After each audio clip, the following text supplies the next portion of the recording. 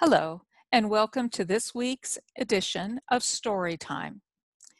This week's story is called Alice in Wonderland. No, it has nothing really to do with the Lewis Carroll book, just an odd little story about a woman who is struggling to escape, even if it's only by virtue of reading books, from the misery that her life is.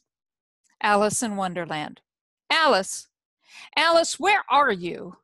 Her mother's shrill voice crept up through the stairs, seeping around the corners, through the cracks, and under the door like a damp chill, until it found Alice sitting cross-legged on her rumpled bed, with a scratchy woolen blanket wrapped around her, holding tightly to her book.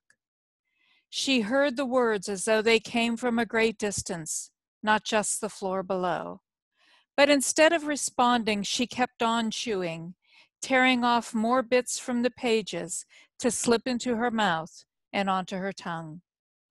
Cairo, Alexandria, Mozambique, Tangiers. Alice, I want some tea. Complaining, shouting, demanding, the words pulling at Alice like a rope around her neck. Nabet, the master awaits your presence, said the servant, bowing before her with the respect due to one of great beauty and power. Tell him to wait, Alice said calmly.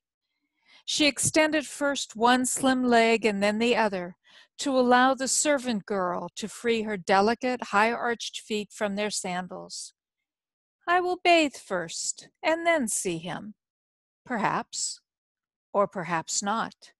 The control she wielded evident in her tone, her attitude.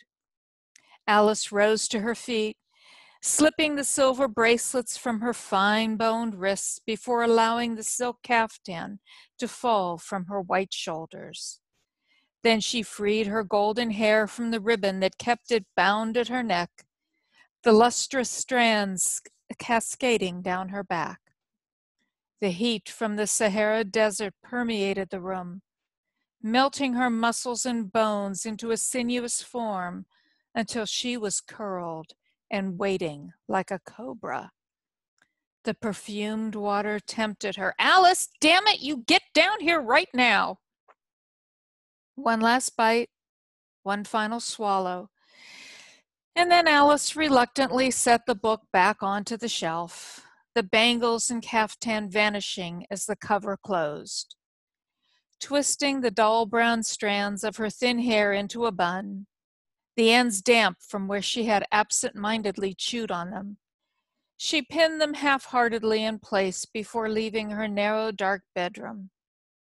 She had stayed too long, and the price she paid for any delay, any deviation from the daily routine, was an endless litany of complaints and grievances, lasting until her mother was fed, bathed, and finally put to bed.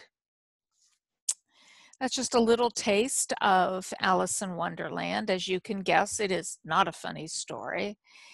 It is a story about frustration, about an endless sequence of events, every day, the same life, the same unhappiness. And the only thing Alice can do is turn to her books every chance she gets. For Alice, it's not enough to read the words. She has to consume the books.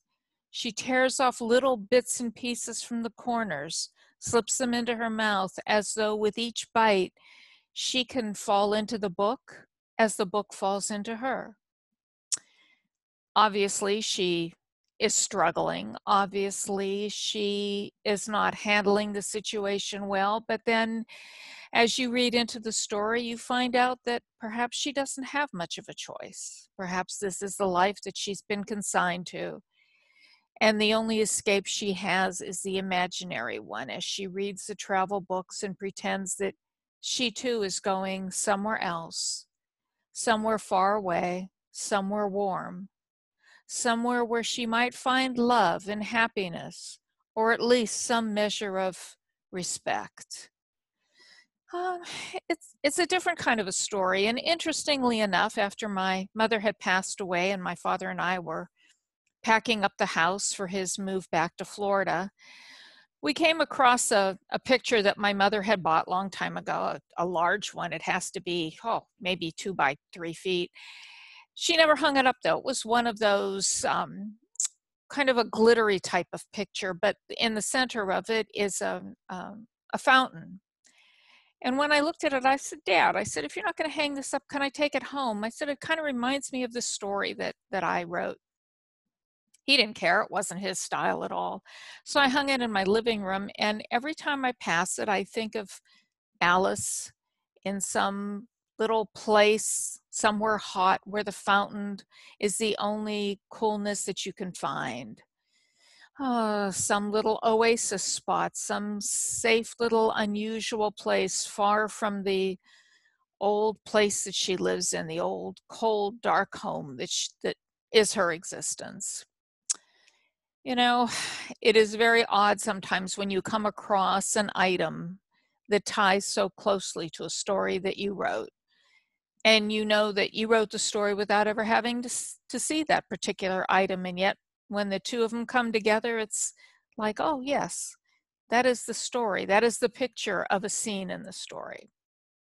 Anyways, that is Alice in Wonderland, a little taste of it. And I hope if it intrigues you, you'll take an opportunity to pick up Traveling Left of Center and Other Stories and read the entire piece and think about what kind of a life that would be to live, to be so tightly caught in a trap that you can't escape from. Thanks so much, and hope you will consider reading the story. In any case, I'm looking forward to seeing you back here again next week for another episode of Story Time. Bye-bye.